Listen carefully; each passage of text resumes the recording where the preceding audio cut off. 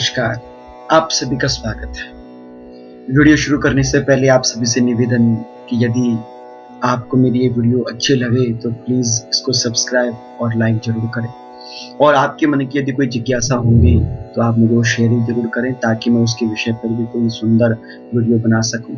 आज का विषय जो मैं आप लोगों के लिए लेकर आया हूं वो यह है कि हम श्राद्ध क्यों करें? क्योंकि आजकल ये विशेषतः प्रत्येक जो युवा व्यक्ति है, जो आज के समय में साइंस से जुड़ा हुआ है, वैज्ञानिक चीज़ों से जुड़ा हुआ है, उसके मन में ये बार-बार चीज़ें आती रहती हैं कि हम मरे हुए आदमी के लिए श्राद्ध क्यों करें? जिसका यहाँ पर कोई अस्तित्व ही नहीं है, जिसकी मृत्यु हो चुकी है, जो स्वर्गवासी है, उसके लिए हम श्राद्ध क्या करें? क्यों करें? किस लिए करें? उसको किस तरह से मिलता है? अनेक प्रकार के विचार, अनेक प्रकार के तर्क-वितर्क आज के युवा बच्चों पर, युवा पीढ़ी पर खूब आते हैं। तो उन्हीं के निवारण के लिए मैं ये वीडियो लेकर आया हूँ, क्योंकि अधिकांशतः जब ये बच्चे सवाल पूछते हैं तो हमारे पास इसका उत्तर नहीं होता। और यदि जिसकी जिज्ञासा को आप शांत ना करो तो वो नास्तिकता में बदल जाती है। इसलिए प्रत्येक व्यक्ति के मन की जिज्ञासाएं पूर्ण हो, इसलिए हमारे पास शास्त्र विधि के अनुकूल जो उत्तर हैं, हमको वो आज के युवा वर्ग के सामने रखने चाहिए कि हम श्राद्ध क्यों करें, किस लिए करें, क्यों करते हैं श्राद्ध, किस लिए करते हैं श्राद्ध। इनका जो भी वैज्ञानिक और शास्त्रीय प्रमाण है वो मैं आप लोगों को आज विधिवत पूर्वक बताऊंगा। आप इस वीडियो को बड़ी ध्यानपूर्वक सुनिए और समझिए। हमारे शास्त्रों में बताया गया है कि प्रत्येक व्यक्ति के ऊपर 3 प्रकार के ऋण होते हैं: देव ऋण, ऋषि ऋण और पितृ ऋण। देवताओं का ऋण तो हम पूजा पाठ के माध्यम से चुकाते हैं। ऋषियों का ऋण जो उनके द्वारा रचित ग्रंथ है उनका पठन पाठन अध्ययन के माध्यम से चुकाते हैं। जो तीसरा ऋण है उसे बोलते हैं पितृ ऋण। और पितरों की ऋण को चुकाने के लिए हमारे शास्त्रों में विशेषता बताई गई है श्राद्ध की। श्राद्ध का अर्थ होता है कि श्रद्धा दीयते तत् श्राद्ध प्रकृतितम। जो एक पुत्र श्रद्धा पूर्वक अपने दिवंगत माता पिता के लिए तर्पण, जलदान, पिंडदान, वस्त्रदान, अन्नदान आदि करता है, इससे उसके पितृ प्रसन्न होते हैं। इसलिए हमारे श्राद्धों में प्रत्येक स्थान पर पितरों का नाम सर्वप्रथम आता है। अगर आप देखें तो आश्विन मास के कृष्ण पक्ष में पड़ने वाले ये पितृ श्राद्ध, पहले यह 15-16 दिन के श्राद्ध, उसके बाद फिर देवी की आराधना के लिए ये आश्विन मास के नवरात्रि प्रारंभ होते हैं। अर्थात देवी को प्रसन्न करने के लिए सर्वप्रथम पहले पितरों को प्रसन्न करना पड़ता है। इसलिए हमारे शास्त्रों में पितरों की जो पूजा है वो विशेष तौर पर बताई गई है। हम पितरों का श्राद्ध क्यों करें? तो इसका उत्तर है कि जिस माता पिता ने हमको इस संसार सागर के अंदर अपने इस तन को उबारने के लिए एक नव जीवन प्रदान किया है, उस माता पिता के प्रति क्या पुत्र का थोड़ा सा कर्तव्य नहीं बनता कि अपने माता पिता के लिए जीते जी की सेवा और मरने के बाद उनके लिए तर्पण जलदान? क्योंकि शास्त्रों में कहा गया है कि जीवितो वाक्य करणात क्षयाये भूरि भोजनात गयायाम पिंडदानम च त्रिभिः पुत्रस्य पुत्रता। पुत्र वही है जीते जी माँ बाप की सेवा, मरने के बाद तर्पण पिंड जलदान और एक बार गया की भूमि में जाकर अपने पितरों के लिए श्राद्ध आदि करना।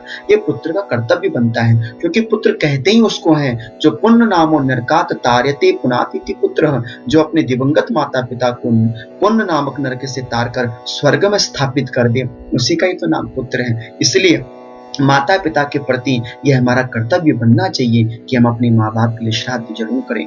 श्राद्ध ना करने से हमारे शास्त्रों में स्पष्ट प्रमाण के रूप में लिखा हुआ है कि जो व्यक्ति श्राद्ध पितरों का नहीं करता उसके जीवन में बहुत कष्ट और बहुत परेशानी आती है। ब्रह्म पुराण में लिखा है कि श्राद्धम न कुरुते मोहात तस्य रक्तम पिबन्ति जी।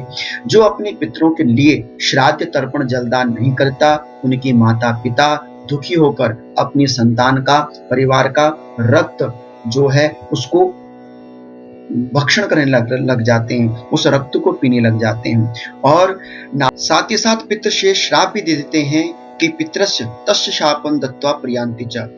श्राप दे देते हैं कि जिंदगी भर कष्ट झेलना पड़ सकता है, पुत्र उत्पन्न घर के अंदर नहीं होता, निरोगता घर के अंदर नहीं रहती, लंबी आयु किसी की नहीं होती, किसी का कल्याण नहीं हो पाता, अनेक प्रकार के कष्ट, अनेक प्रकार के दुख पितरों के श्राप से प्रत्येक घर में रहने वाले व्यक्ति को भोगना पड़ता है और पितृदोष का भागी बनना पड़ता है। इसलिए पितृदोष के निवारण के लिए, पितरों की प्रसन्नता के लिए हमारे शास्त्रों के अंदर ये श्राद्ध का जो एक समाधान प्रत्येक व्यक्ति को दिया गया है, इसी के माध्यम से प्रत्येक व्यक्ति पितरों की कृपा आशीर्वाद प्राप्त कर सकता है।